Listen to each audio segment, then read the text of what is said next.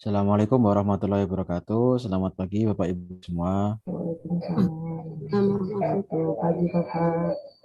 Baik, hari Minggu ada kelas ya Bu. Mohon maaf. Untuk tugas yang kemarin apakah sudah selesai semua? Ini tadi saya coba lihat di LMS. Bentar. Nih, coba kita lihat tugas harian kedua. Ya, tugas harian kedua. Saya masih belum, Pak Anwar. Oke, siap. Segera saja Bapak.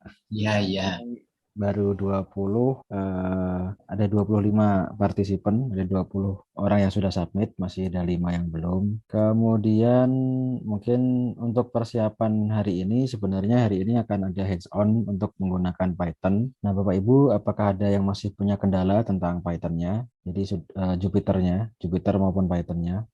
Kalau ada yang masih berkendala, nah ini bisa kita share gitu ya, kita bisa lihat bersama-sama kira-kira problemnya di mana. Kemudian mengingatkan juga untuk tugas kelompok. Nah, mungkin tugas kelompok atau tugas akhir ya, mohon maaf, tugas akhir itu mingguan, jadi seminggu sekali. Nah, untuk minggu sekarang ini kan minggu kedua ya, minggu kedua berarti tugasnya nomor 2 yaitu mendeskripsikan masalah, membuat draft masalah yang nanti akan diselesaikan. Nah, itu Bapak Ibu bisa dilihat di modul 1. Jadi di modul 1 pengantar, di pengantar itu ada timeline untuk proyek akhir atau tugas akhir. Nah, itu deadline-nya untuk yang kedua ini, minggu kedua, tugasnya deskripsi masalah, deadline-nya tanggal 13 Agustus 2021. Ya, kira-kira minggu depan hari Sabtu gitu ya. Hari Jumat ya, hari Jumat 13 ya hari Jumat. Nah, mendeskripsikan masalah. Jadi satu kelompok satu saja. Cukup satu saja cukup. Kemudian nah yang kemarin daftar kelompok seharusnya ini sudah. Nah, ini deskripsi masalah yang akan nanti diselesaikan. Pak, mau tanya permisi nih.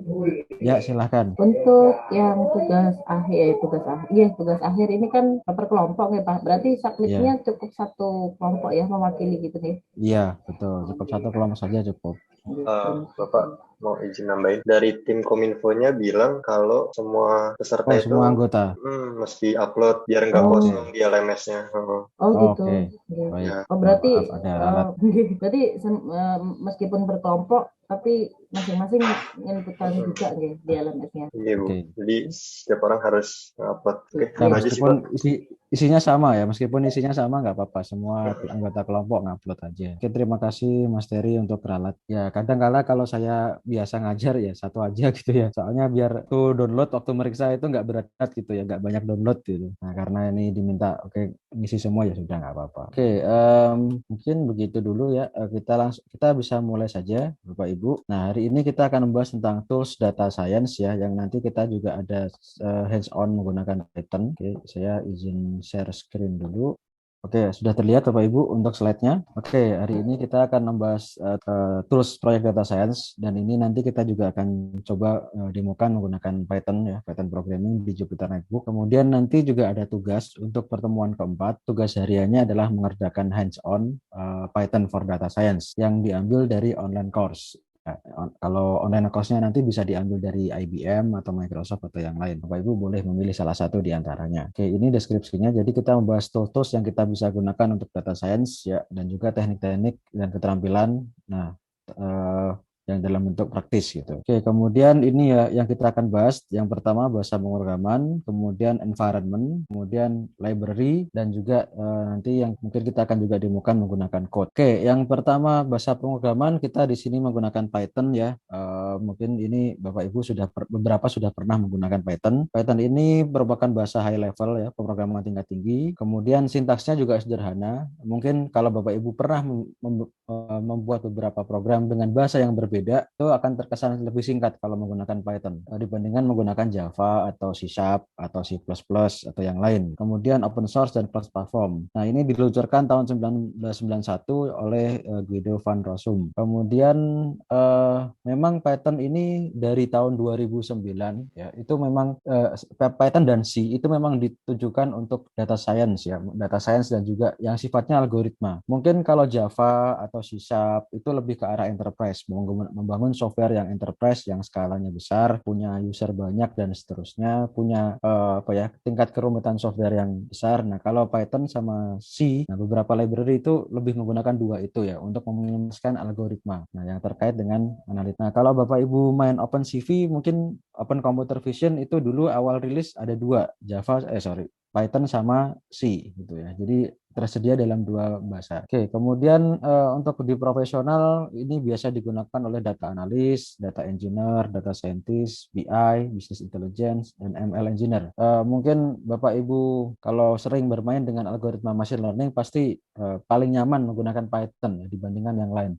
Even menggunakan MATLAB sekalipun. Ya, MATLAB mudah banyak support dan tools-nya, tapi untuk perkembangannya tidak secepat dengan Python gitu ya. Jadi begitu ada algoritma baru misalnya seperti yang kemarin ada di Papers with Code gitu ya, menang challenge atau jadi top paper di conference gitu. Nah, itu biasanya langsung ada open source-nya di dalam Python. Nah, jarang sekali ada di bahasa lain. Gitu. Karena memang library pendukungnya yang miscellaneous-nya, yang kecil-kecilnya itu tulis di Python. Nah, kemudian ini juga cocok untuk pemula, sederhana tapi powerful dan high demand skill. Nah, di kampus kami sendiri di Fasilkom UI itu memang Python ini dijadikan bahasa awal waktu mahasiswa baru belajar dasar-dasar pemrograman. Nah, itu dipakainya Python gitu ya. Ya, cocok untuk pemula jadi mudah gitu untuk diadaptasi oleh orang yang belum pernah belajar programming sekalipun. Kemudian, nah ini mengapa Python ya di sini banyak ya kegunaannya ya untuk IoT, kemudian big data, kemudian untuk AI. Nah itu banyak supportnya menggunakan Python. Bapak Ibu yang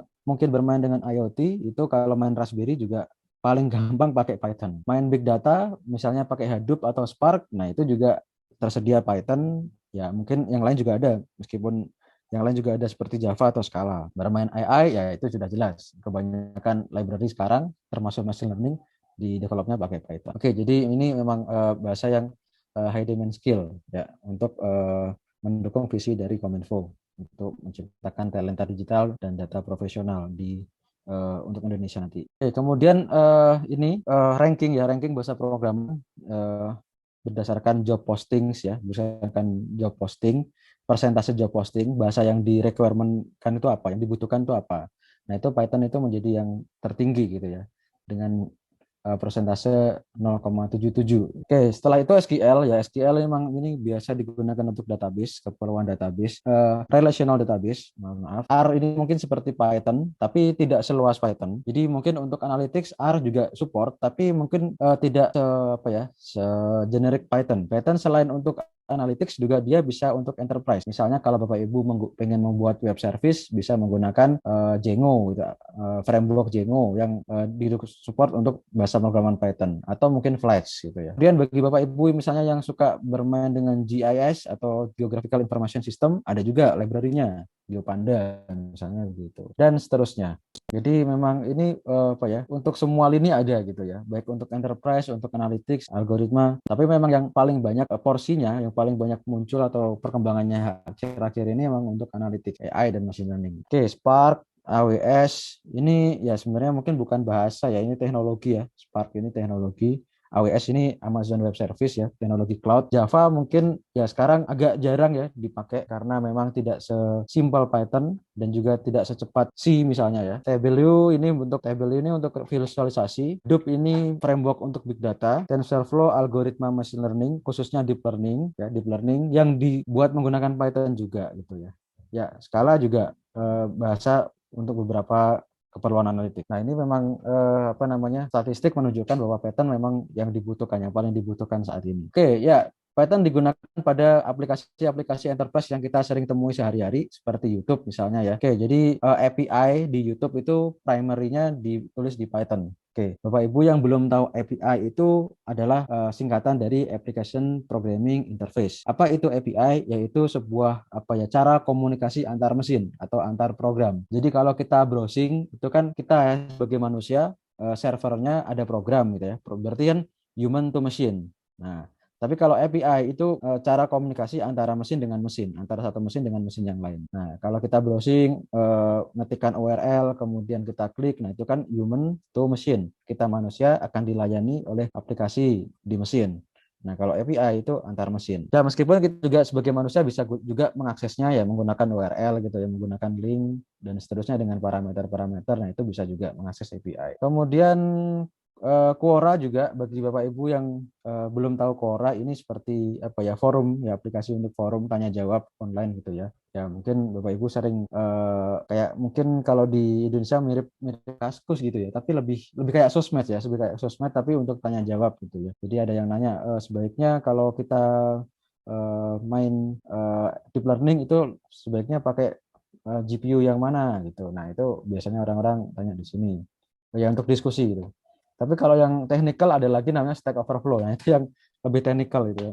Orang nanya program ini kok nggak jalan, nah itu di situ tuh, Stack Overflow. Itu andalannya anak-anak komputer kalau udah kepepet gitu. Oke.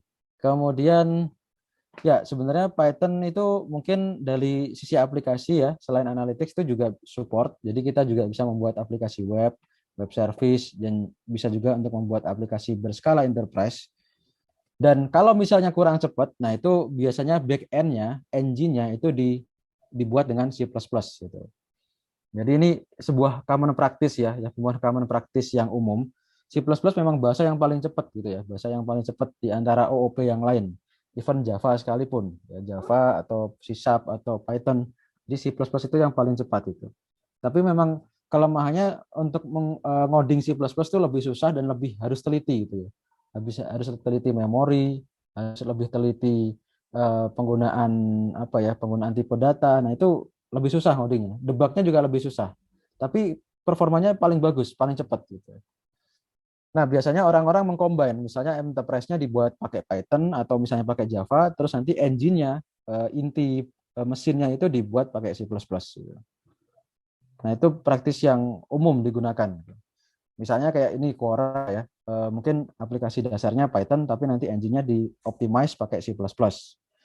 Bapak Ibu yang main deep learning juga gitu. Misalnya orang-orang yang sudah menang top challenge atau jadi best paper di top conference, biasanya dia memang interface luarnya Python. Tapi nanti dalamnya untuk operasinya itu, operasi metodenya itu ditulis pakai C++ biar lebih cepat. Gitu. Contoh yang lain mungkin Facebook. Facebook itu luarnya PHP ya, luarnya PHP. Jadi awal dulu dibikinnya pakai PHP. Tapi untuk algoritma search-nya, kemudian algoritma graph-nya di dalamnya itu ditulis pakai C++.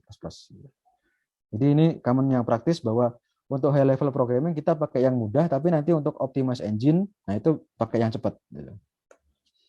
Oke, nah ini pengguna dari Python, Quora, Spotify, NASA, YouTube, Google, EDX, Yelp, Reddit, Yahoo, Dropbox, Disqus, Instagram, Pinterest, IBM, Eventbrite, Uber, dan seterusnya. Masih banyak lagi. Oke, ada filosofi, ada beberapa filosofi yang dikatakan CEO company besar seperti ini. Python is something we can use. Nah, C++ is something we must use. Jadi Python itu kita bisa gunakan karena kemudahannya. Nah, C++ itu sesuatu yang harus karena untuk mengoptimize proses, gitu. Untuk mempercepat proses servingnya nanti untuk user. Oke, kemudian penerapan Python pada proyek data science, ya ini bisa digunakan di berbagai lini, mulai dari exploration, modeling, bahkan nanti sampai evaluation, bahkan kalau nanti deployment juga bisa digunakan sebagai bahasa untuk membuat aplikasinya. Ya, data exploration bisa scraping, crawling, data mining, coding, query. Preprocessing kita bisa buat seleksi fitur, descriptive statistik, class balancing atau misalnya resampling, ya, kemudian visualisasi, kemudian transformasi, categorical encoding, binning, dan seterusnya. Data cleansing misalnya bisa pakai untuk menangani nilai kosong atau missing value, biasanya dengan metode namanya imputation. Jadi nilai kosong itu diinput dengan suatu nilai, bisa rata-rata, bisa modus atau nilai yang paling sering muncul, bisa pakai misalnya Kenner Snackboard, nah itu dan seterusnya. Menghapus baris duplikasi dan kawan-kawan. Data formatting, kemudian menangani kecilan atau outliers. Nah, data modeling, nah ini mungkin nanti juga kita akan coba gitu ya di waktunya nanti untuk modeling ya, algoritma machine learning, oke. Yang klasikal misalnya KNN, tree, SVM, single layer perceptron, kemudian naive Bayes. Nah, ataupun yang modern seperti deep learning. Nah, kemudian juga dia menyediakan algoritma untuk berbagai task ya, klasifikasi, regresi, prediksi, cluster dan seterusnya. Oke, ya, jadi introduce tentang Python. Python ini merupakan high level programming yang sifatnya diinterpret. Nah, ada dua kategori bahasa high level, ada yang di-compile, kemudian di-run, ada yang di-interpret. Ada yang setengah compile, setengah interpret, seperti Java gitu ya. Kalau yang di-compile, jadi bahasa itu nanti sebelum di-run itu diubah dulu ke bahasa mesin. Nah, jadi sebelum dijalankan itu diterjemahkan dulu ke bahasa mesin, baru setelah itu bahasa mesinnya dijalankan. Itu compile. Contohnya C, C++, nah itu compile. Nah, Python itu interpret. Jadi dia diterjemahkannya pas waktu jalan. Jadi kita waktu buat program ya udah bikin aja. Nanti ada interpreternya atau penerjemahnya. Jadi waktu dijalankan baris demi baris diinterpret atau diterjemahkan ke bahasa mesin terus dijalankan gitu. Nah, kalau Java mungkin itu setengah-setengah ya, di-compile setengah dari Java ke .class namanya, nanti dari .class diinterpret oleh JVM-nya, virtual machine-nya, Java Virtual Machine untuk diinterpretasi ke bahasa mesin. Gitu. Ya, jadi itu Python merupakan high level programming yang sifatnya interpret ya, diinterpretasi.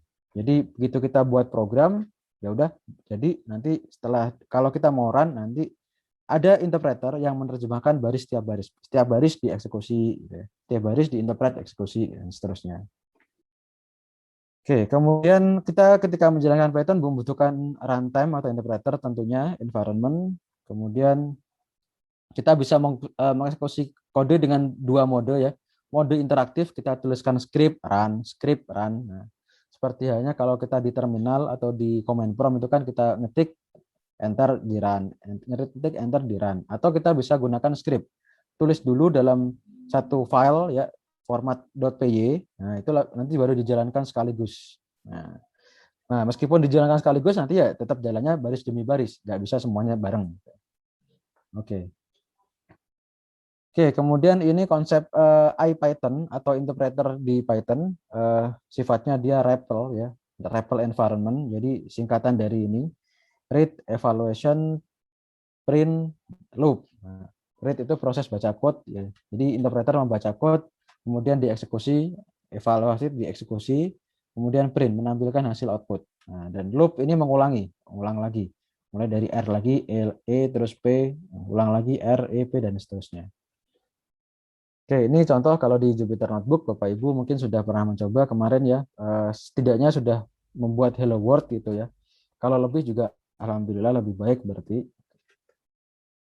Oke, kemudian untuk pilihan development environment, Bapak Ibu bisa gunakan banyak opsi, bisa gunakan Anaconda seperti yang kemarin kita rekomendasikan. Kemudian ada Miniconda, ini versi mininya dari Anaconda. Mungkin library-nya nggak sebanyak Anaconda, tapi ukurannya lebih light. Jadi kalau RAM-nya mungkin kurang atau space-nya juga kurang, kita bisa pakai Miniconda. Jupyter Notebook, ya, salah satunya. Kemudian Python installer, kalau mau cuman installernya saja. Google Colabs, ini sudah ada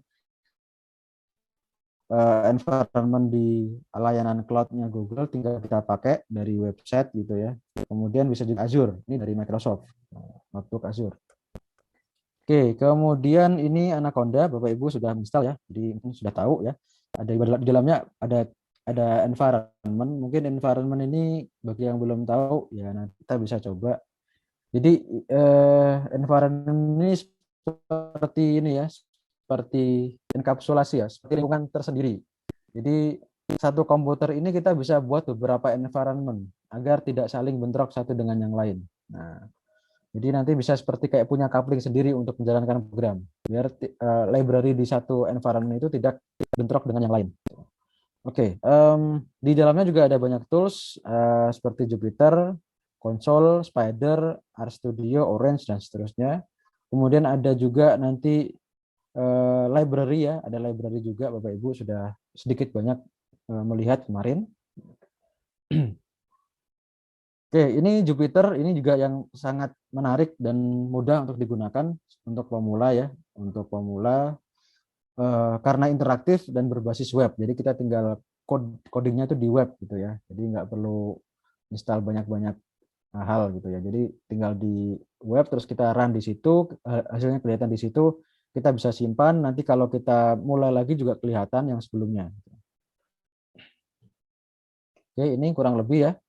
Ini mungkin kemarin bagi Bapak Ibu yang belum pernah mencoba yang ini tipe sel ya. Jadi selnya setiap kotak ini disebutnya sel, itu bisa kita jadikan code, bisa kita jadikan markdown. Markdown itu seperti label ya, seperti kayak komen-komen atau penjelasan-penjelasan gitu. Jadi biasanya kalau kita mencatat di situ, gitu, jadikan markdown gitu. Oke, code itu ya kode ya, algoritma dan seterusnya. Markdown atau heading itu deskripsi. Oke, kemudian raw NB convert, konversi format yang berbeda ini terus terang saya yang raw NB convert ini belum pernah pakai, baru pernah pakai yang 3 ini, code, markdown sama heading aja gitu. Google Colabs ya kurang lebih sama ininya, interface-nya dengan Jupyter Notebook ya kurang lebih sama. Ya kemudian run-nya ya tinggal dipencet yang di sini ya. Kalau di sini run-nya di sini ada tombol run gitu ya. Kalau di sini tinggal pencet di sisi kiri kolom selnya itu tinggal dipencet aja. Kemudian di sini nanti juga di Google Colabs itu bisa kita konekkan dengan Drive, Google Drive kita. Jadi semacam kalau kita pengen include data atau read data dari Google Drive itu tinggal dikonekkan saja ke Google Drive-nya. Oke. Oke, Git ini version control ya, Git. Jadi Bapak Ibu kalau pengen membuat version control ya, jadi misalnya kita pengen bekerja secara tim, kemudian nanti digabungkan dalam satu folder project, nah itu bisa pakai Git. Nah kemudian ya ini mungkin Bapak Ibu bisa melihat langsung, ya contohnya misalnya GitHub gitu ya, GitHub atau GitLab. Jadi untuk mempermudah development. Jadi misalnya ada satu project dikerjakan 3 orang, nanti 3 orang collapse di satu directory. Nah, kemudian masing-masing orang punya porsi fiturnya sendiri. Ada master, master itu yang gabungan, ada branch. Nah, itu yang milik masing-masing anggota. Terus nanti bisa ngerjakan di branch masing-masing, nah nanti bisa di commit atau di push ke master. Nah, setelah itu berarti digabungkan. Nah, nanti berarti gabungan inilah nantinya jadi project akhirnya, jadi hasil akhirnya. Oke. Oke, kemudian ini juga namanya version control, pasti ada versi-versinya, kita bisa lihat versi yang kemarin. Jadi satu file itu atau satu resource itu bisa kita lihat versi yang sekarang atau versi yang kemarin, perubahannya di mana. Nah, itu kita bisa lihat. Jadi kalau in case lupa mau ngedit di mana, nah bisa lihat yang sebelumnya, versi yang sebelumnya. Oke, ini bagi Bapak Ibu yang berminat menggunakan Git ya, bisa diinstal aja ya. Oke, ini komennya ketika kita sudah bisa menggunakan Git ya, Git init. Terus ini commit ya, kalau kita pengen commit sesuatu, commit itu seperti kita pengen ya menambah sesuatu gitu ya, menambah sesuatu di repository atau mengubah sesuatu di repository gitu ya. Oke, commit ini kemudian branch, kalau kita pengen bikin branch ya dari main repository ke branch repository, kita bisa add, kita bisa push, kita bisa pull. Push ini untuk kita ngupload ya, ngupload dari lokal ke repository. Pull ini untuk ngambil dari repository ke lokal gitu. Oke, Hello World ini contoh penggunaan Python ya untuk Hello World. Di bahasa C kita butuh menuliskan 4 baris. Include stdio, ini library-nya, kemudian ini fungsi main-nya, kemudian print hello world, return null. Di Python kita cukup 1 baris. Hello world, ya udah gitu, selesai gitu. Nah, kita tanpa banyak perlu untuk menginclude library gitu ya. Tanpa harus menggunakan ini fungsi juga. Ini main ini namanya fungsi. Bagi Bapak Ibu yang belum pernah berkenalan dengan programming, ini namanya fungsi. Di dalam fungsi nanti ada sebuah sintaks-sintaks yang dikerjakan. Nah ini printf gitu ya. Kemudian return null, karena di sini ada fungsi yang memiliki return integer. Jadi dia harus mengembalikan nilai integer atau bilangan bulat. Integer itu bilangan bulat. Jadi di sini dia harus return null. Oke, di Python cukup sederhana, cukup print hello world ya sudah. Gitu. Kalau kita cuma pengen ini. Oke, kemudian tipe data di Python ada float ya untuk misalnya koma-koma ya, desimal, bilangan real itu float, integer bilangan bulat, str atau string itu untuk teks misalnya hello world tadi ini tipenya string gitu ya, hello world. Kemudian ada boolean bisa true bisa false. Nah, oke, kemudian eh mungkin misalnya kalau Bapak Ibu punya masalah ya, terlalu banyak data masukan untuk tipe data yang sama sehingga tidak nyaman, misalnya seperti ini, head 1, head 2, head 3, head 4, Bapak Ibu bisa menggunakan list ya. Jadi gabungan antara beberapa bilangan atau beberapa nilai sekaligus. Kemarin mungkin beberapa sudah saya coba demokan, kita bisa gunakan ya list ya. Jadi kurung buka, kurung tutup, di dalamnya ada elemen-elemennya. Nah, seperti di sini. Oke. Nah, ini contohnya FAMS sama dengan AB 1,84, BEP 1,79, CORI 1,82, DET 1,9. Nah, ini contoh list gitu ya. Di dalam list pun ini bisa punya berbeda tipenya. Bisa string digabung dengan float gitu ya. Digabung dengan integer. Nah, itu bisa semua. Oke, atau kalau kita pengen begini, satu nilai juga bisa. Satu tipe, mohon maaf, satu tipe juga bisa. Semuanya float ya, semuanya float. Nah, ini bisa juga. Oke, kemudian ini masih list ya, masih list. Contohnya kita bikin head sama dengan ini headnya. Oke. Kemudian kita bikin list lagi width ini, gitu ya. Oke. Nah, kalau kita ketikkan saja head itu nilai keluar nilainya. Kalau kita ketikkan width juga keluar nilainya.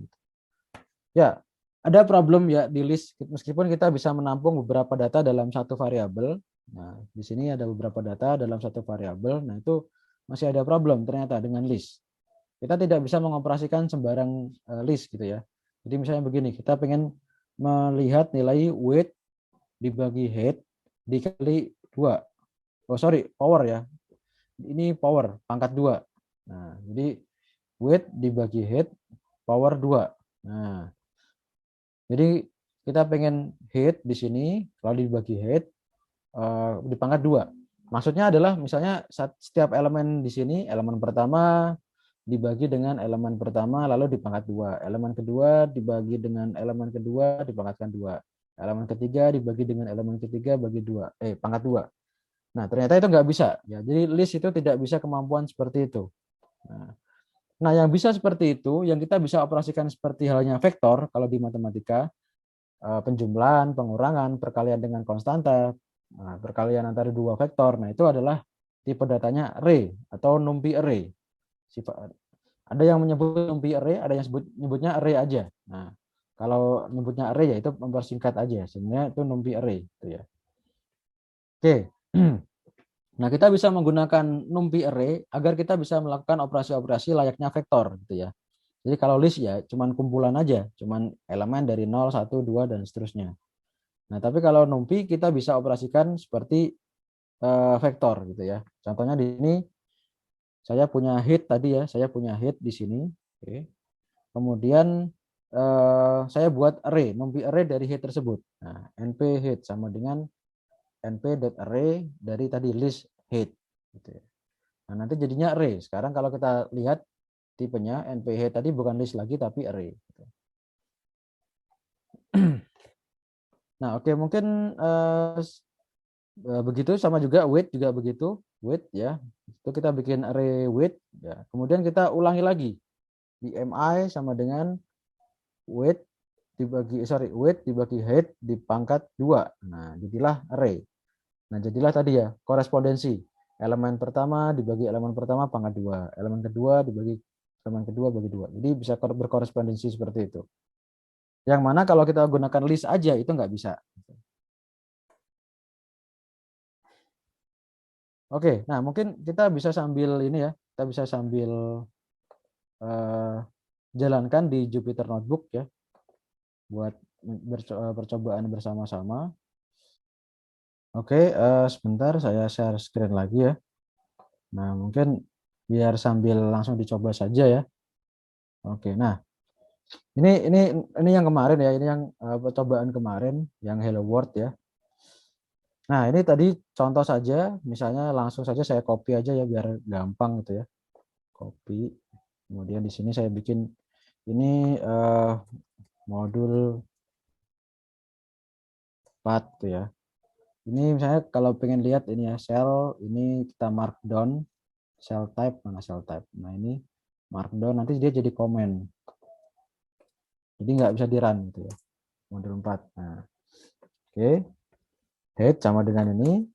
Oke. Kalau kita ketikkan lagi head, nah nanti keluar nilainya. Nah, oke. Terus kalau misalnya kita tambahkan lagi yang weight, nah ini.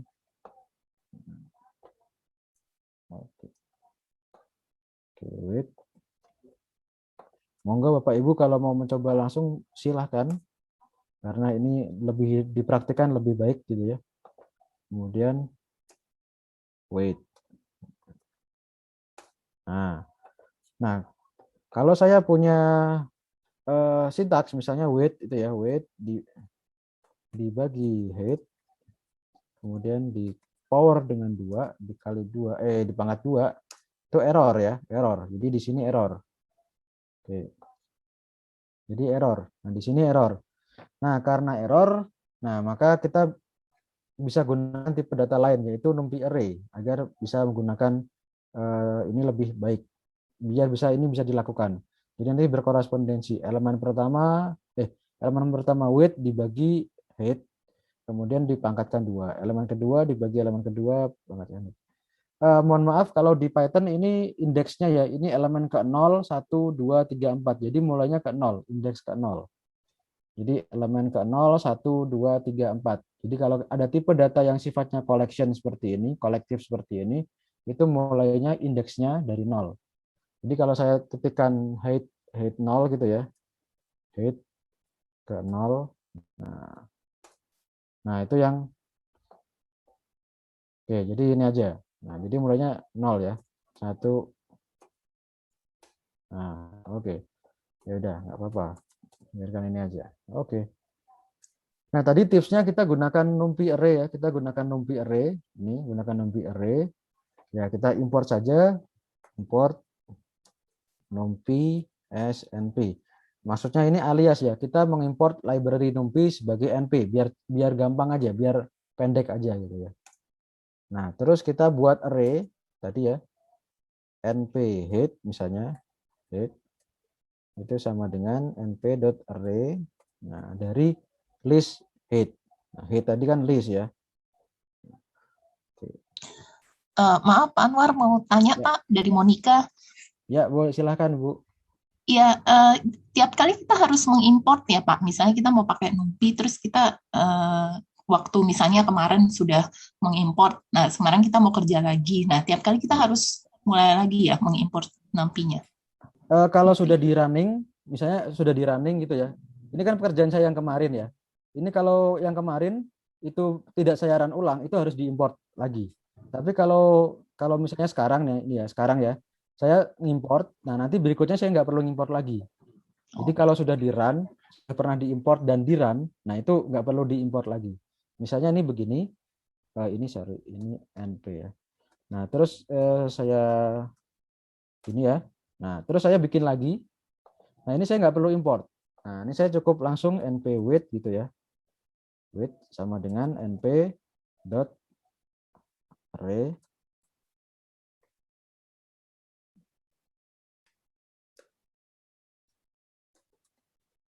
Nah tapi kalau belum di run, yang atas ini belum di run, nah itu mesti diimport gitu. Jadi di sini saya langsung bisa gunakan np tanpa harus mengimport ulang.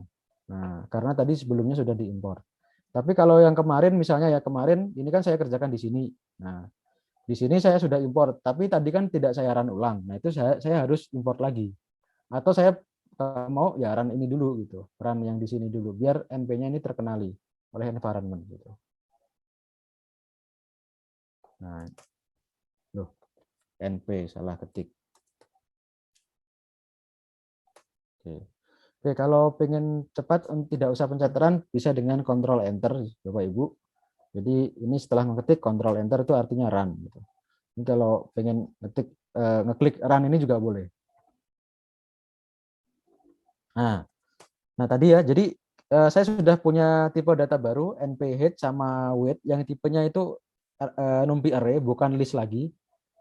Nah, kalau saya print di sini ya, print type dari head, nah, itu dia list ya, list. Dia sifat untuk tipe datanya itu list. Tapi kalau yang di sini itu saya print type dari NP head. Nah, NumPy array. NumPy ND array ya, NumPy array. Jadi beda, sudah beda sekarang. Nah, ini enggak usah, kalau pengen dikomen tinggal dikasih pagar. Nah, itu artinya komen. Nah, oke. Ini kok bisa di-run ulang? Oke. Nah, tadi kita bisa gunakan NumPy array agar bisa mengoperasikan ini tadi ya. BMI sama dengan NP weight dibagi NP head di power dipangkatkan 2. Nah, kita coba BMI sama dengan NP weight maaf bagi NP head kemudian dikali 2. Nah, kemudian ini di print BMI. Oke. Ya, oke. Jadinya sekarang kita bisa mengoperasikan tadi ya, satu array dibagi satu array yang lain lalu dipangkatkan 2. Jadi dilakukan per komponen, per elemen ya. Jadi elemen 0, elemen 1, 2, 3, 4 dan seterusnya. Oke, mungkin ini kalau Bapak Ibu confused dengan ini ya. Oke. Confused dengan ini kan weight dibagi head dipangkatkan dengan 2. Jadi ini kalau tidak salah yang dikerjakan duluan yang ini. Nah, begini. Nah, jadi karena prioritas pangkat itu lebih tinggi daripada bagi. Nah, tapi kalau misalnya Bapak Ibu pengen dibagi dulu baru dipangkatkan 2, dibagi dulu baru dipangkatkan 2. Nanti bisa dikasih kurung di sini. Nah, jadi terserah Bapak Ibu mau yang mana. Nah, kalau tidak dikasih kurung, ya berarti itu prioritas power atau pangkat itu lebih tinggi. Berarti ini nanti dikerjakan dulu, baru NP weight dibagi hasil dari ini, weight dipangkatkan 2. Nah, itu namanya precedence atau urutan yang mana yang didahulukan di antara operasi.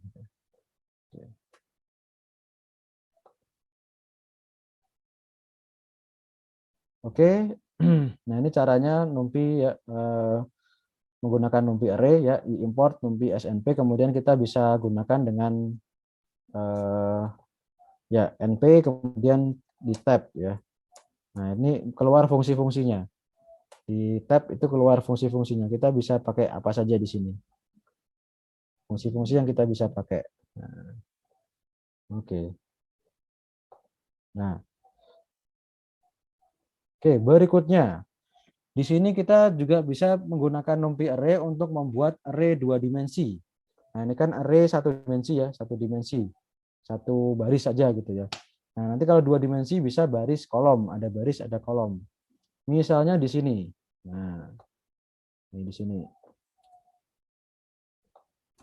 Misalnya saya bikin ya variabel namanya r2d. 2d sama dengan ini. Oke. Nah, ini Bapak Ibu bisa melihat ini sebagai array dengan ukuran barisnya ada 2, kemudian kolomnya ada 1, 2, 3, 4, 5. Ya, jadi 2 kali 5. Jadi nanti bisa jadi array 2 kali 5. Nah, atau matriks 2 kali 5 gitu ya. Loh, error. Oh, NP-nya belum. Oke. Nah, kalau kita print R2D, nah 2D ini array 2 dimensi. Oke. Kemudian kalau kita misalnya kalikan R2D R2D misalnya dikali dengan 3. Nah, ini nanti setiap elemen di dalam array ini akan dikalikan 3. Nah, ini ya. Ini kan 1, 2, 3, 4, 5, 6, 7, 8, 9, 10. Nah, ini 3, 6, 9, 12, 15, 18, 21, 24, 27, 30. Jadi bisa dioperasikan seperti halnya matriks atau vektor. Ya. Perkalian dengan skalar, kemudian penjumlahan, pengurangan, perkalian vektor, dan seterusnya. Oke. Bisa juga membuat array 3 dimensi juga bisa. Misalnya begini ya. Bikin lagi aja. Nah, ada baris. Ya, misalnya saya bikin RTD 3D gitu ya, sama dengan ya bikin aja np.array. Nah, dalamnya ini nanti list ya. List 3 dimensi. Oke. 1 2 3 misalnya. Kemudian 4 5 6. Nah, ini kan segini kan baru 2D ya. Kalau buat 3D ya kita copy lagi aja gitu ya. Kita copy lagi aja.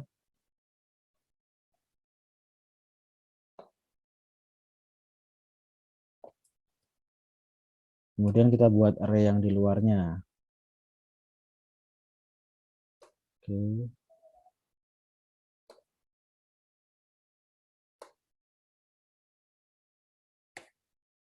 Oke. Duh, ini kok kebalik. Loh. Oke, ini insight-nya ketekan. Oke. Nah, ini biar kelihatan beda ya. Ini saya ganti 1 1 1 2 2 2. Nah, ini kalau kita print R3D. Nah. Oke, jadi dia array 3 dimensi. Oke, array 3 dimensi terdiri dari ini. Terdiri dari ya 2 kali 2 kali 3. Nah, ini saya coba print ya kalau mau R 3D misalnya dot shape coba. Ya, ini array saya tadi ini. 2 kali 2 kali 3. Jadi 3 dimensi. Kalau yang di sini tadi kalau kita print coba ya misalnya. Ini biarin aja deh, print di sini aja. Kalau yang di atas tadi print R 2D dot shape. Nah, yang tadi itu cuma 2 dimensi 2 kali 5. Kalau yang ini 3 dimensi. Oke, berikutnya mungkin ini sedikit tentang NumPy, nanti Bapak Ibu bisa coba eksplorasi lagi ya. Oke, kemudian SciPy ini scientific SciPy. Oh, SciPy. SciPy ini merupakan open source library di Python yang digunakan untuk keperluan saintifik ya, misalnya seperti algoritma numerik ya, optimasi dan seterusnya, pemrosesan sinyal, statistika dan seterusnya. Nah, ini SciPy ini banyak digunakan untuk keperluan fungsi tadi. Nah, kalau yang NumPy ini untuk keperluan basic, ya, vektor dan kawan-kawan. Oke, ini Bapak Ibu kalau belum ada bisa diinstal dengan pip install SciPy. Nah, kalau sudah bisa diimport dengan cara seperti ini, ya berarti sudah oke. Nah, kalau ini sudah bisa dijalankan, berarti sudah ada. Berikutnya adalah Pandas. Nah, Panda ini adalah library di Python ya yang digunakan untuk keperluan data structure dan data analisis. Nah, nanti ada tipe data lagi ya di Pandas. Jadi kalau kita tadi berkenalan dengan variabel, kemudian ada list, kemudian ada NumPy array, nanti ada tipe data lagi namanya data frame. Nah, jadi ada nama kolomnya. Itu mirip seperti array tapi ada nama kolomnya. Nah, kolom misalnya kolom nama, kolom alamat. Nah, itu ada namanya data frame. Nah, kemudian keperluan yang kita bisa gunakan dengan Pandas yaitu ini data wrangling atau data mangling, reshaping, joining, splitting, time series analysis, data cleansing, data yang tidak lengkap gitu ya. Kemudian outliers, removal misalnya, duplikasi ya, menghapus duplikasi dan lain-lain. Oke, nah ini oke, jadi representasi data di Pandas ya, itu tadi ya, ada 2 data objek, ada series dan data frame. Nah, tadi yang saya mention data frame ya. Untuk data series itu berbentuk satu dimensi, ya udah satu dimensi aja. Oke. Kemudian data frame itu berbentuk dua dimensi atau lebih. Nah, biasanya kalau kita punya CSV ya, punya tabel di CSV atau Excel gitu ya, kita bisa jadikan data frame. Nah, nanti juga ada nama kolomnya di sini. Nah, ada nama kolomnya. Oke. Ada kolom atau atribut, ada namanya gitu ya.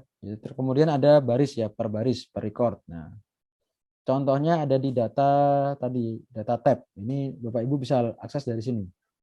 bit.ly tab dataset. Copy link. Nah, saya taruh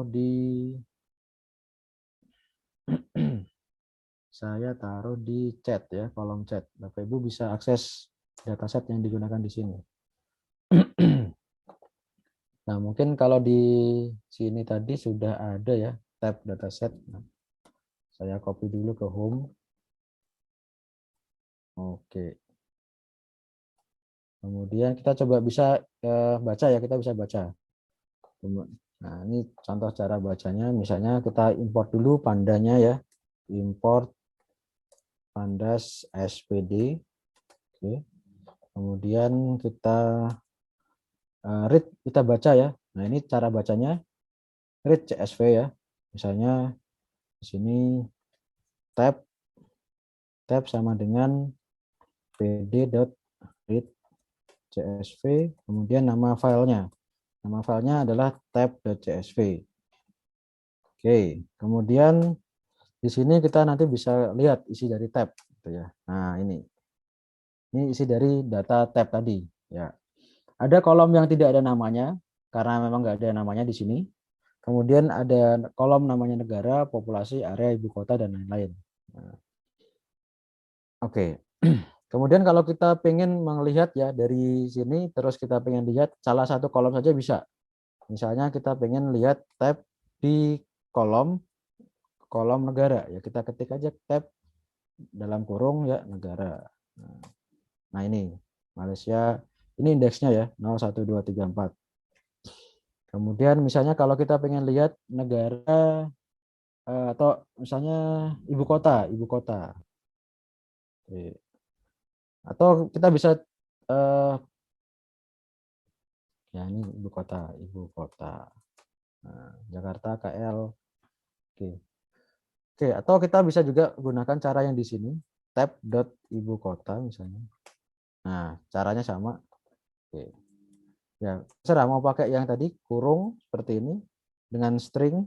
String bisa pakai tanda petik 1, bisa petik 2, bebas ya. Oke. Negara. Nah, kalau kita misalnya pengen ya, kita misalnya pengen menggabungkan beberapa kolom gitu ya, pengen ngambil negara, ibu kota sama area sekaligus ya, kita bisa bikin tab. Nah, kita bikin di dalamnya ada list. Nah, kalau satu kan tadi tinggal ngetikkan aja ya negara. Nah, kalau banyak kita mesti bikin list 2 dimensi.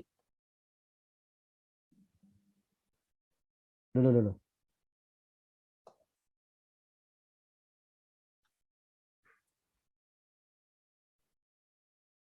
Oke. Negara. Oke, kemudian di sini ibu kota. Kemudian area. Ya, kita bisa ambil 3 kolom sekaligus dengan cara seperti ini.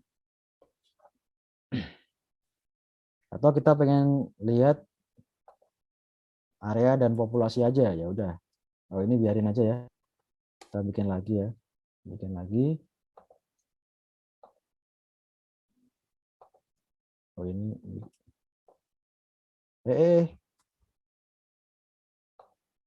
Oke, area. Oke. Kemudian kolom kedua adalah populasi. Oke. Ya, ini sedikit banyak tentang menggunakan data frame. Oke, kalau kita pengen print misalnya tipe dari tab, nah kita nanti akan kelihatan tab, print type dari tab. Ya, dia Panda data frame. Oke. Berikutnya kalau kita pengen mengambil nilai value-nya saja, nilai ininya saja ya. Jadi nilai dalamnya saja tanpa memperhatikan nama kolomnya itu juga bisa. Jadi kalau saya ambil tab.values, tab.values, nah itu akan diambil isinya saja tanpa ada nama kolomnya. Nah, jadinya array in Indonesia 250 Jakarta. Nah ini nilai populasinya Jakarta. Jadi nilainya saja tanpa ada nama kolomnya. Oke Bapak Ibu, sementara ini kemudian next matplotlib. Nah ini adalah library yang digunakan untuk plotting ya, untuk keperluan plotting, visualisasi ya. Kita bisa gunakan banyak jenis chart di sini, dimulai dari bar chart, kemudian line chart, kemudian scatter plot dan lain-lain. Iya. Oke, mungkin kita coba ini ya, contoh yang di slide ini ya, kita coba. Nah, ya import dulu kalau belum matplotlib.pyplot splt. Jadi biar gampang manggilnya nanti nggak perlu panjang-panjang, matplotlib.pyplot cukup plt aja. Oke bisa. Kemudian kita bikin list atau array bebas ya. Ini kita bisa pakai list, bisa pakai array. Nah, year misalnya sama dengan, nah itu 1980, 1990, kemudian 2000, kemudian 2010, 2020. Kemudian kita bikin variabel lain namanya price, ya. Price, kemudian array juga, list juga 2,5, 7,6. Oke, mungkin biar gampang saya kasih spasi juga ya, biar kelihatan.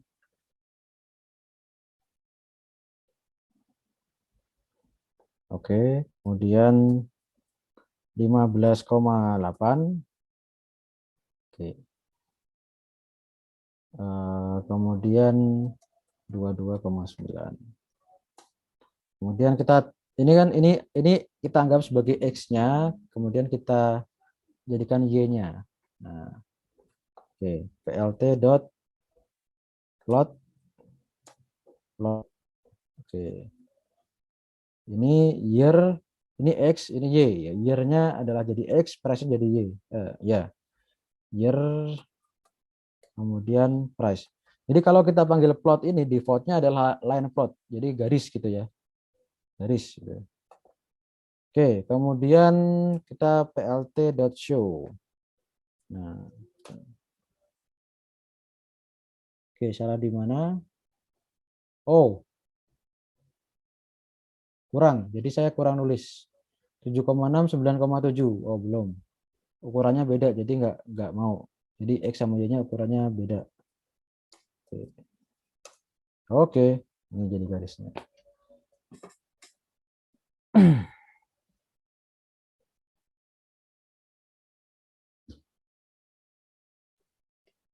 Oke, berikutnya mungkin kalau Bapak Ibu pengen sedikit variasi gitu ya, kita bikin price 2 gitu ya.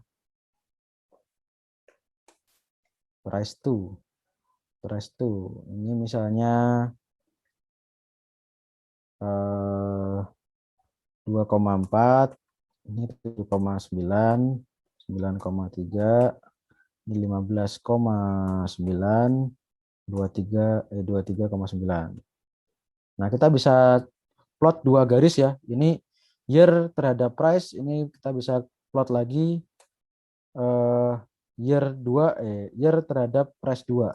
Nah, oke, nah ini gambarnya beda ya, ada warna hijau, warna biru, warna merah.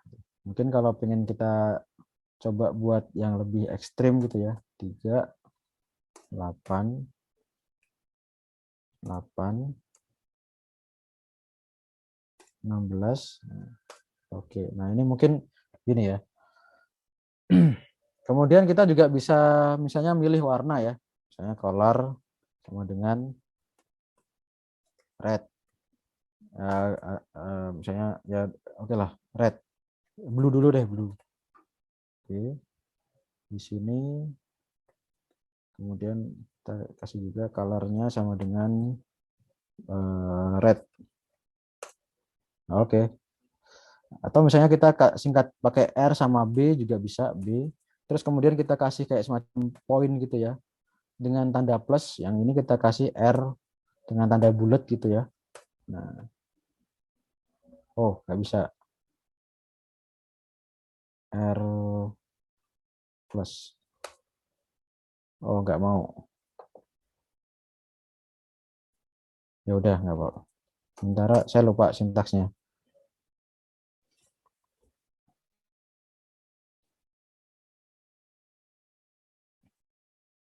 Oke, mungkin ini dulu. Oke, kita lanjut ya ke scatter. Nah, ini plot, kemudian kita scatter. Scatter ini ya di scatter aja gitu ya.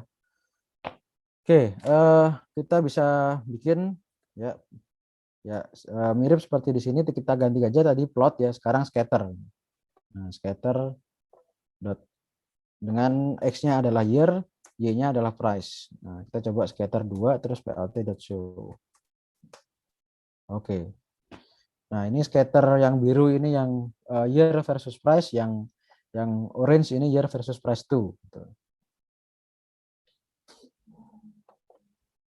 Kemudian kalau kita pengen lihat parameter apa aja ya. Scatter. Nah, Bapak Ibu kalau pengen lihat parameternya bisa di googling aja ya. plt.plot tadi punya parameter apa aja. Params. Itu sudah ada dokumentasinya, jadi tinggal baca aja. Nah, misalnya, oh, pakainya ini aja, langsung nggak pakai colors. Jadi kalau mau pakai ini ya, pakai mark ya, marknya misalnya plus sama, oke, nah, sama misalnya silang ya, tanda silang misalnya ya. Oh,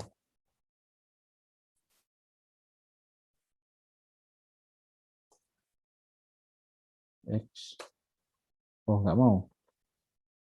Oh,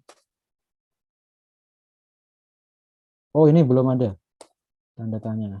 Oh tanda petik. Oke.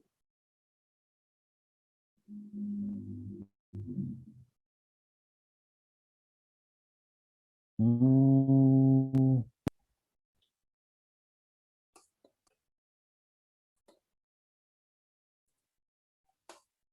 oke. Ini kalau dibuat begini ternyata nggak jadi line, cuma jadi marknya aja. Oke, nggak apa-apa. Ini jadiin warna aja. Blue, red. Oke. Yang ini aja kasih jadi mark ya. Jadi ada marknya. Ini B plus, yang ini marknya RX. Gitu ya. Oh, RX nggak mau. Coba. Oh, nggak mau juga.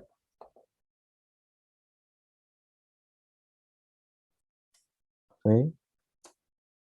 Atau minus. Minus saja, minus.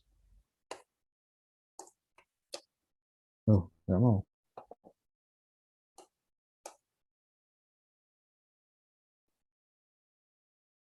Scatter nggak mau.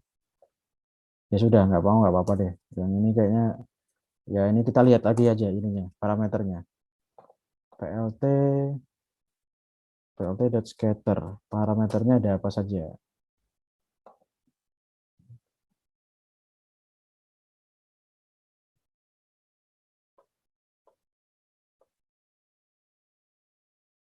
Oh, marker. Oh, di sini namanya marker. Jadi harus di state marker. Oke, ini Bapak Ibu bisa lihat di sini ya. XY, kemudian ada S ini kayaknya size, kemudian C ini color, C ini color, marker ini markernya. Nah, coba saya kasih ya. Coba. Nah, di sini saya kasih coba saya marker sama dengan plus. Di sini markernya saya kasih X. Nah, oke. Nah, harus dikasih tanda apa? Dikasih nama argumen marker. Oke.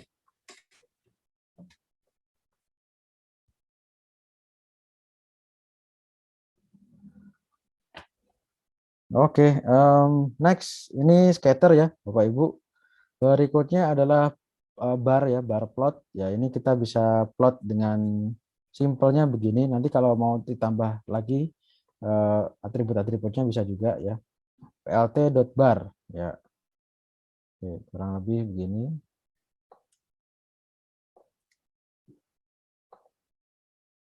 plt.bar. Oke. Nah, kalau saya tambahkan ini kayaknya ketimpa. Ini memang kalau blood pour itu kalau kita pengen bikin dua bar sekaligus itu agak susah. Jadi kalau kita bikin dua gini, nah ketimpa kan, ketimpa satu ketimpa yang lain. Harus digeser dulu posisinya. Gitu. Oke, saya lupa cara gesernya. Gimana coba? plt.bar.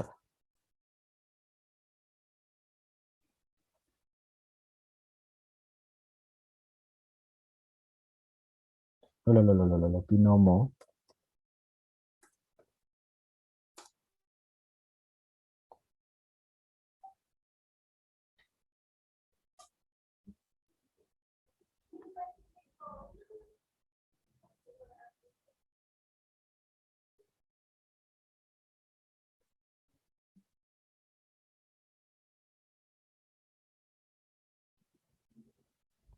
Oke, ini mungkin ya nanti kapan-kapan kita coba plot multiple bar ya. Ini kalau plot dua bar sekaligus dengan cara yang ini langsung ditimpa. Nah, ini mungkin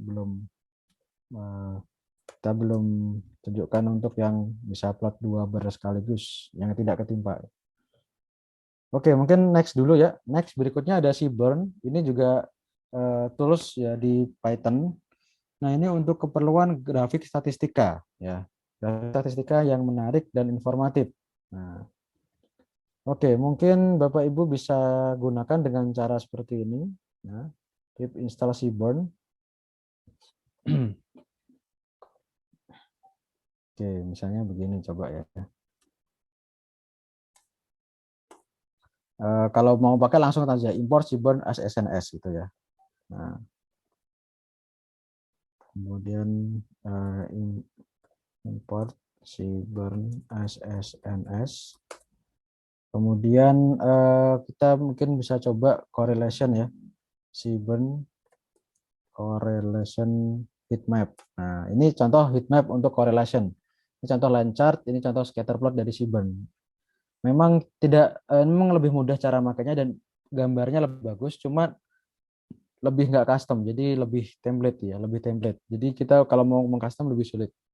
Sedangkan di Matplotlib itu lebih basic dan lebih bisa di custom. Oke, ini coba contoh. Jadi misalnya kita sudah punya, nah ini kita punya data ya, random, kita punya random. Oke, kemudian, nah ini contoh, ya kita punya random data, ya random data dari 10, ukuran 10 kali 12 ya, ukuran 10 kali 12. Oke. Nah, kemudian kita, ini contoh aja, di mana? np.random ya, numpy random. Nah, ini adalah contoh data ya, uniform data nama variabelnya atau contoh data ya. Oke, data gitu sama dengan random 10 kali 12. Nah, kalau kita lihat datanya sendiri itu ya pokoknya ada array ukuran 10 kali 12. Nah, oke, atau kita print aja misalnya ya, print oke, data dot shape.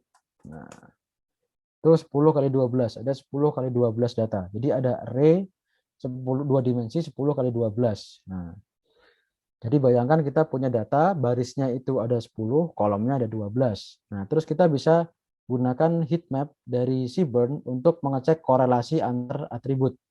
Antar atribut berarti antar kolom. Nah, setiap kolom kan punya 12 record ya.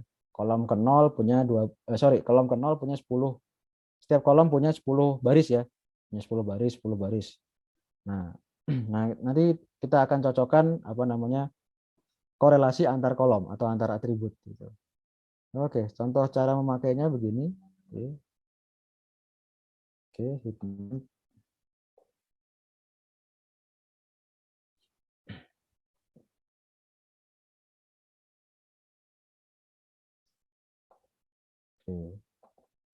Ya, AX sama dengan SNS dari Seaborn, kita bikin heat map dari tadi data. Nah, oke. Jadi ini ada 12 ya, ada 12 kolom. Nah, kita akan mencari korelasi antara kolom. Nah, ini berarti korelasi antara kolom ke 0 dengan kolom ke 0. Nah, oke. Korelasinya berarti berapa di sini? 0 ya. Oke, kemudian oke. Kemudian ini berarti korelasi antara kolom ke satu. Ini kolom ke 1 dengan kolom ke 0. Ini kolom kedua dengan kolom ke 0 dan seterusnya gitu. Oke.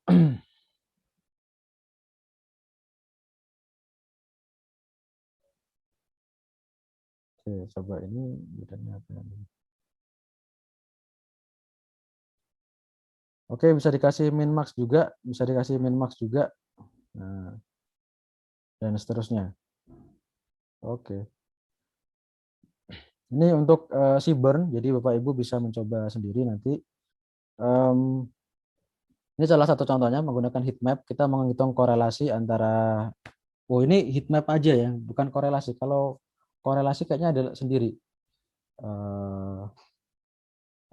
Seaborn correlation heat map. Jadi dihitung dulu korelasinya. Oh ya. Nah, dihitung dulu korelasinya. Oh. Oke. Oke. Ini heat map saja ya. Ini heat map saja, bukan korelasi. Ini cuma heat map saja. Kalau kita pengen menghitung korelasi, kita ya hitung dulu korelasi di antara data ini. Ya, kita bisa pakai misalnya variabel ya, misalnya core gitu ya, di core itu sama dengan atau ini dulu deh, bikin panda data frame-nya dulu. Jadi bikin data frame-nya dulu. PD PDA itu sama dengan pandas dari PD dot data frame. Jadi ada sintaksnya di sini, bikin data frame dulu. Oke. Data frame dari data. Jadi kan data itu array. Nah, PD. Nah, terus setelah kita buat data frame-nya, kita cari korelasinya. PDA dot core. Korelasi ya. Oke, bisa jalan. Setelah itu kita baru bikin heat map-nya. Nah, heat map-nya di sini kita jadikan heat map untuk korelasi.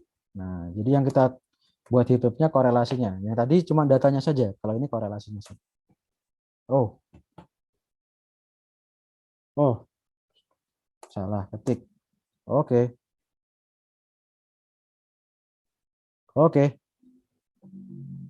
Mungkin ini kita lempar ke sel yang baru ya. Ini buat membedakan. Ini heat map di data tadi ya. Heat map antara kolom satu dengan kolom yang lain. Nah, kalau yang sini heat map korelasinya. Nah, tentu saja kalau korelasi antara suatu kolom dengan dirinya sendiri pasti satu ya. Jadi korelasi antara suatu data dengan dirinya sendiri pasti satu, berkorelasi penuh gitu. Nah, sedangkan kalau yang tidak berkorelasi, nah itu kan bisa negatif. Makanya di sini ada nilai negatif. Nah, kalau tadi heat map yang di atas itu cuma heat map saja, bukan heat map dari korelasi. Nah, oke, ini contoh dari data yang tadi di random, berukuran 10 baris kali 12 kolom. Oke, oke, next, sklearn ini library untuk keperluan ini ya, learning, machine learning ya, namanya juga learning. Ini ada di websitenya scikit-learn. Kemudian kita bisa gunakan seperti ini, import sklearn. Nah, beberapa yang disediakan diantaranya adalah algoritma klasifikasi seperti SVM, decision tree, random forest, neural network, nearest neighbor, Ada juga algoritma clustering seperti k-means, hierarchical clustering. Ada juga untuk cross validation, ya, untuk model selection. Ada juga untuk matrix, untuk pengukuran. Nah, mungkin itu dulu Bapak Ibu untuk yang kita bahas kali ini ya. Kita sudah banyak sedikit intro ya. Mungkin nanti pendalamannya Bapak Ibu bisa eksplor sendiri. Atau nanti kalau nggak bisa ditanyakan di grup Telegram, saya juga mantau kok. Ada NumPy, tadi sudah, SciPy mungkin nggak ada demonya, nggak apa-apa ya. Panda tadi sudah, data frame dari CSV kita open, gitu ya. Matplotlib ini tadi upload ya, line, scatter, bar, Seaborn tadi kita sudah coba dengan heatmap.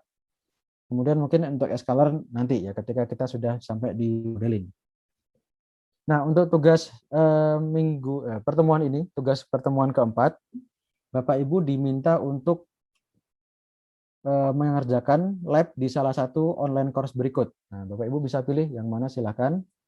Bisa Python for Data Science di sini, Cognitive Class, bisa Introduction Python for Data Science di ini, Real World Application with Python di Microsoft. Boleh juga mengerjakan Python for Introduction to Python for Data Science di Learning EDX. Bisa juga di Data Visualization with Python di Cognitive Class. Nah, ini Bapak Ibu silakan pilih. Gitu ya. Kalau menurut instruksi tadi, gimana? Menurut instruksi tadi, nah, tugasnya adalah, nah ini, mengerjakan hands-on pada salah satu online course. Nah, ya silakan pilih saja. Ya mungkin yang direkomendasikan ini Python for Data Science. Ya, yang pertama ini ya, jadi cognitiveclass.ai.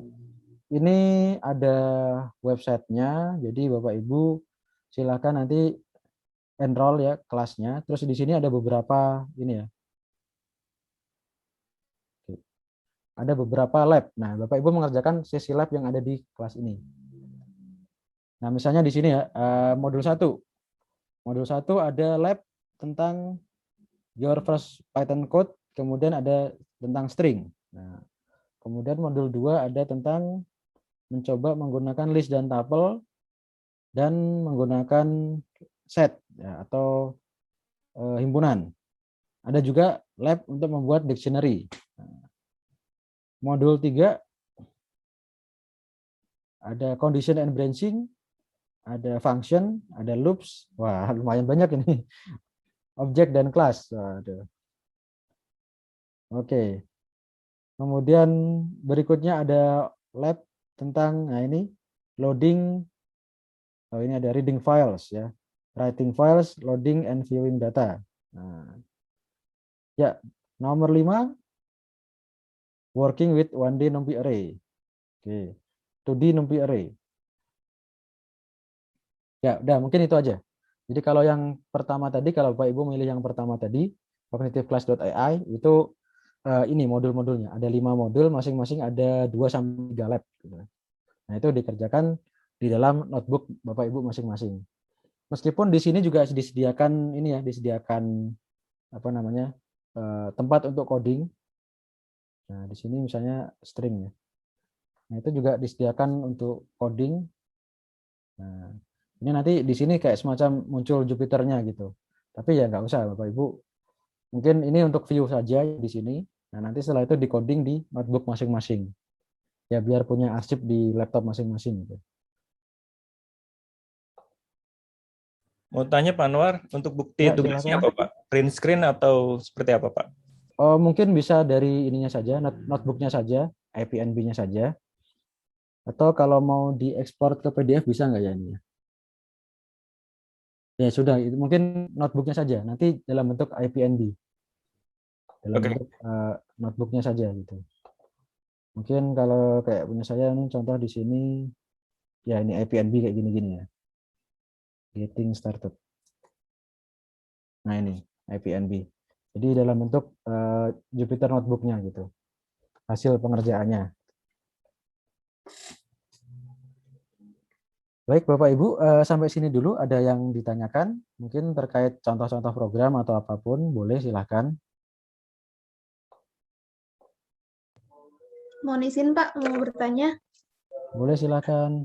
Ya, Pak, jadi di Jupyter Notebook saya udah install dan coba-coba. Nah, cuman Ya. di tipenya itu bukan Python 3, tapi Python 3 IP kernel, Pak. Itu apakah akan berpengaruh atau perbedaannya seperti apa, Pak? Karena nggak ada pilihan Python 3 aja, tapi adanya Python 3 IP kernel. Apa mungkin Nggak saya apa-apa, salah install? nggak apa-apa. Menurut saya itu nggak apa-apa, Bu. Oh, Nah, baik, ini Pak. sebenarnya kalau ya itu menurut saya ini aja, salah jenis interpreternya saja. Itu jenis interpreternya saja. Jadi nggak apa-apa. Itu menurut saya nggak apa-apa kok. Itu jenis interpreternya saja yang beda versi gitu. Jalannya saya rasa nanti akan sama gitu. Ya, sejauh ini nyoba sih memang belum ya sama sih Pak seperti yang Bapak ini jalankan tadi sambil coba-coba, cuman outputnya sama seperti itu, belum menemukan kendala. Oke, Ya, baik. betul. Ya, terima kasih Mungkin Pak. ya sama-sama nggak apa-apa Ibu. Baik Pak. Mungkin saya juga punya kasus seperti itu ya. Jadi mungkin di mana ya Spider saya itu bisa milih interpreter juga. Nah ini mungkin kalau saya pakai Spider itu juga ada mana? Oke. Nah ini IPython. Nah ini juga saya kalau pakai Spider munculnya IPython. Mungkin mirip seperti punya Ibu tadi.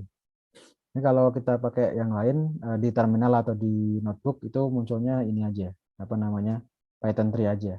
Nah itu interpreternya saja, jadi beda, nggak apa-apa, nggak masalah. Oke.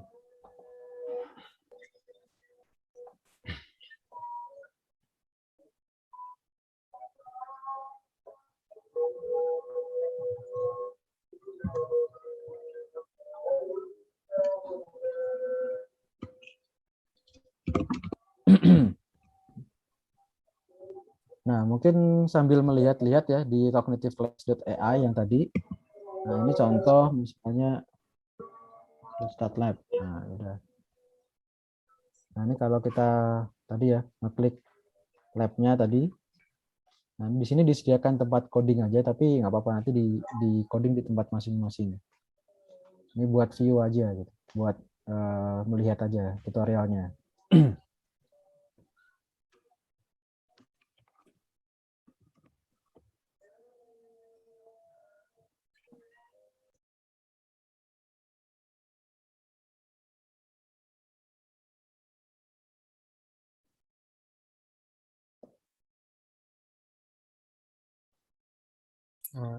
Iya Pak Anwar mau nanya, Boleh silakan. ini yang soal tugas 4 kan udah ada, ini saya lagi buka juga coba ngerjain. Terus kalau misalnya Ya, ada yang boleh. kayak hanya perlu di logika itu nggak perlu dikodingin gimana Pak?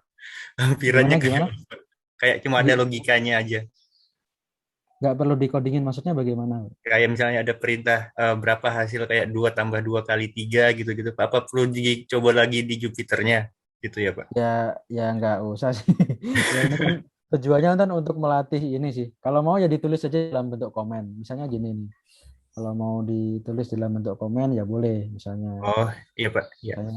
nah gini kan ditulis misalnya ini jadi markdown ya. Cell markdown, cell tabnya markdown.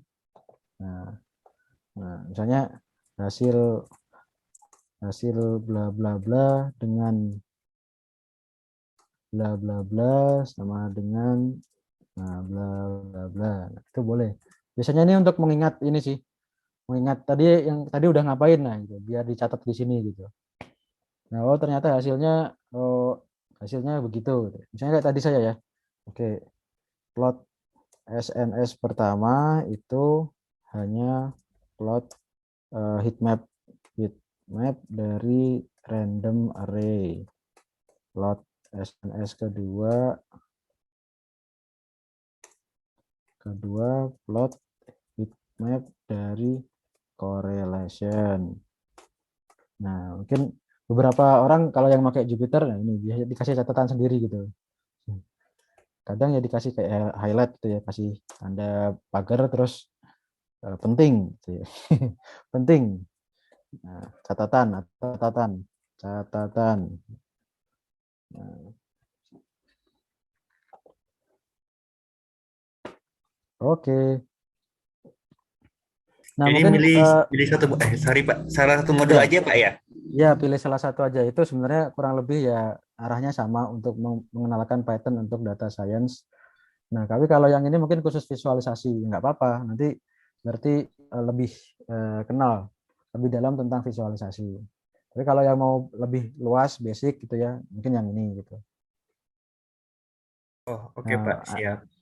ada loop segala ya. Mungkin Bapak Ibu belum ada di Python ada kondisional if else gitu ya. Misalnya saya punya variabel A sama dengan 3 gitu ya. Nah, ini kondisional.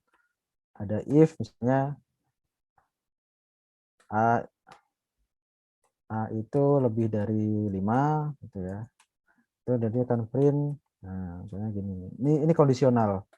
Jadi mungkin tadi di cognitiveclass.ai ada topik atau modul tentang kondisional. Nah, kondisional dan loop. Nah, mungkin ini salah satu contohnya untuk pengantar saja. Jadi kita bisa bikin kondisional. If A lebih dari 5, misalnya kita print lebih dari 5. Nah, else itu jika tidak gitu ya. Nah, jika tidak misalnya saya print kurang dari kurang dari sama dengan 5. Nah, kelebihan, nah berarti yang di print yang kurang dari sama dengan, karena kondisi A-nya memang dia sama dengan 3, which is tidak lebih dari 5. Ini if ini kalau A lebih dari 5 maka dia menjalankan yang di sini. Else itu jika tidak, jika sebaliknya gitu. Misalnya lagi kita isi misalnya A-nya 7. Nah, berarti nanti kan yang di print yang di sini seharusnya. Ini nggak di print, dijalankan. Nah, ini namanya kondisional. Kalau loop mungkin kita bisa pakai for gitu ya. For misalnya di sini saya pakai for i in range 0 10. Nah, berarti i ini artinya nanti akan diulang. Ini adalah pengulangan. Ini statement ini artinya mengulang bahwa i nanti akan diulang dari 0 sampai sebelum 10, yaitu 9. Berarti 0 1 2 3 4 5 6 7 8 9 ya, sampai 9 aja. Nah, di sini kita tinggal menjalankan apa? Misalnya print. Nah, print. Oke. Nilai i sama dengan saya tambah dengan i. Atau saya kasih dengan str dari i. Ini adalah contoh casting. Jadi mengubah integer menjadi string ya. Nah, kurang spasi. Oke. Nah, ini berarti pengulangan. Jadi ini artinya saya mengulang sebanyak dari 0 sampai sebelum 10 atau 0 sampai 9. Ya, sebenarnya 10 kali, tapi mulainya dari 0. Nah, ini mungkin contoh loop gitu ya yang tadi ada juga di sana di cognitive class gitu ya. Nah, string tadi sudah, list and tuple kemarin sudah saya sedikit tunjukkan list and tuple, mungkin di sini ada gitu ya. List and tuple. Ini list kalau yang tanda kurung siku, kalau yang tanda kurung mana kurung? Oh, nggak ada. Oke. Mungkin kemarin saya tunjukkan juga ada tuple ya. Misalnya kita bikin tab gitu ya. Tab sama dengan, nah misalnya begini. AA, BBB, CCC, DDD. Nah, ini kalau kita print tab, nah itu nanti di print. Terus kalau kita lihat tipenya, print type dari tab. Nah, itu tuple. Dia bukan list gitu ya. Nah, kalau kemarin saya juga menunjukkan ada namanya set atau himpunan ya, set one misalnya sama dengan pakainya tanda ini apa namanya kurung kurawal ya. AA, BB, boleh pakai yang lain 22, CC. Nah, kalau saya print itu set 1, kalau saya print tipenya dari set 1. Nah, oke, set ya, dia tipenya set. Nah, kalau saya misalnya pengen tambahkan ya set 1.add. Nah, saya tambahkan dengan AA. Bisa gitu ya. Tapi nanti kalau saya print lagi hasilnya sama. Tuh, hasilnya sama. Nah, beda cerita kalau saya pengen tambahkan dengan yang lain. Ini kan sudah ada AA, BB 1122, CC. Nah, saya tambahkan AA, hasilnya tetap sama. Beda cerita kalau saya tambahkan dengan yang lain. Misalnya saya tambahkan dengan DD. Nah, hasilnya ada tambahan DD gitu ya. Loh, ngeprintnya kok nggak urut ya? Memang kalau di set itu nggak selalu terurut sesuai dengan tadi ya, yang depan tadi. Nah, bisa juga gini. Bisa juga yang belakang itu di print duluan. Seperti ini 1122 di print duluan sebelum BB gitu. Oke. Nah, mungkin ini Bapak Ibu kira-kira ada yang mau ditanyakan?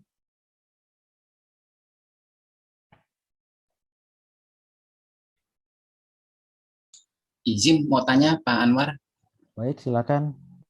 berarti kalau saya pilih misalnya di modul 3 aja, ngerjain hands-on-nya yang di modul 3 aja ya Pak Anwar ya? Ini dimintanya mengerjakannya semua, Bapak. Jadi Oh, jadi satu course ini semuanya gitu. Jadi oh, dari seperti tadi misalnya yang cognitive class pattern for data science itu kan ada 5 modul. Nah, ya berarti ya. memang 5-5-nya gitu. Oh begitu. Tapi cuma dari satu source aja ya? Ya, dari satu course saja. Jadi yang nomor satu ya nomor satu aja gitu. Oh Nah, gitu. Ya ya. Bukan lima-limanya ya? enggak, pilih salah satu aja nanti di satu course itu dikerjakan semua topik. Nah, misalnya Oh di sini iya. ada 5 topik ya, 5 modul. Nah, itu dikerjakan semua. Oke oke. Berarti kerjainnya di Jupyter Notebook-nya ya nanti ya? Ya, nanti dikerjakan di Jupyter Notebook-nya sendiri saja kalau bisa gitu ya. Ini Oke mungkin oke. buat view saja. Soalnya Oke kalau dari sini saya kurang tahu apakah bisa di-download apa enggak. Oh, bisa. Ya, boleh juga di sini juga bisa kalau mau.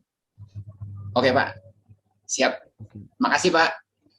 Baik, sama-sama. Tapi kalau dikerjakan sendiri kan berarti kan melakukan sendiri. Nah, nanti lebih dapat feel-nya gitu.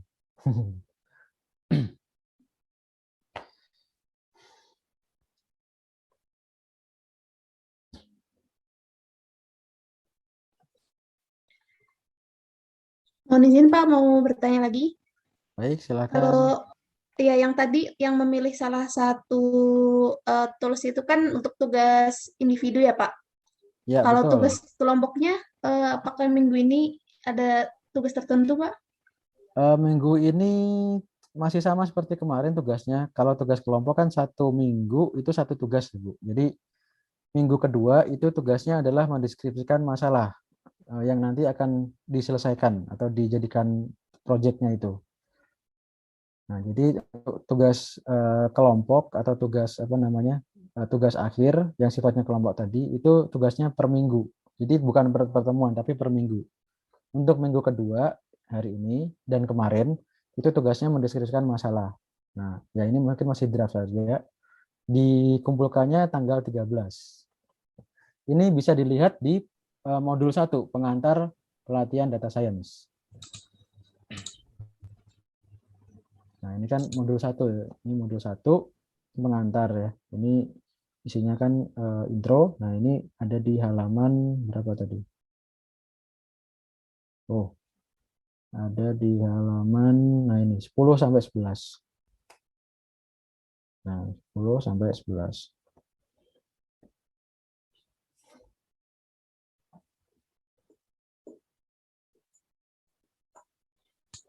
Jadi tugas kelompoknya sama seperti kemarin, mendeskripsikan masalah. Izin mau tanya lagi Pak Anwar. Baik, silakan. Kalau saya lihat di web hands-on-nya itu kan ada beberapa modul. Betul. Terus ada final exam, itu perlu dikerjain juga atau cukup modul 1 sampai modul terakhirnya aja? Modulnya saja. Jadi mungkin yang dikerjakan sesi lab-nya saja. Oh iya. Oke deh. Jadi sesuai dengan yang ada di sini. Nah, mengerjakan hands-on. Hands-on berarti kan lab. Oke. Yang sesi Jadi, labnya aja. ya, Tapi makasih. kalau Bapak Ibu pengen mencoba sampai ujiannya juga boleh. Ini nggak ada yang larang juga gitu. Siapa tahu nanti dapat badges atau dapat sertifikat gitu. Ini yang di Cognitive Class AI ini ada badges dan ada sertifikat. Jadi kalau lolos, nah itu udah ada ininya, ada badges sama sertifikat, kayak semacam e-sertifikat gitu. Nah kalau yang diminta mungkin khusus yang hands-on-nya saja. Jadi lab, ya, ini lab gitu ya, lab. Ini kan sisanya materi, video yang lab ya tadi coding gitu ya. Oke, begitu Bapak Ibu. Jadi mungkin kita akhiri dulu untuk pertemuan hari ini. Nanti jika ada yang ingin ditanyakan bisa ditanyakan di grup Telegram. Kurang lebih begitu untuk tugas harian dan tugas kelompoknya minggu ini ya. Untuk tugas hariannya tadi saya sudah sampaikan mengerjakan hands-on dari salah satu course tadi. Silakan pilih. Kalau yang mungkin cocok dengan topiknya ini yang sangat cocok ya. Saya nggak lihat semuanya. Jadi yang saya lihat nomor 1 itu cocok. Yang dari Cognitive Class. Nah, kalau yang nomor 5 mungkin lebih ke visualisasi semua. Nah, kalau yang lain mungkin saya belum lihat itu. Yang dari DataCamp sama Microsoft sama IDX. Saya akhiri sekian dulu Bapak Ibu. Selamat beraktivitas di akhir pekan. Mohon maaf apabila ada kekurangan. Terima kasih atas partisipasi dan perhatiannya. Semoga sehat selalu bersama keluarga di tempat masing-masing. Assalamualaikum warahmatullahi wabarakatuh.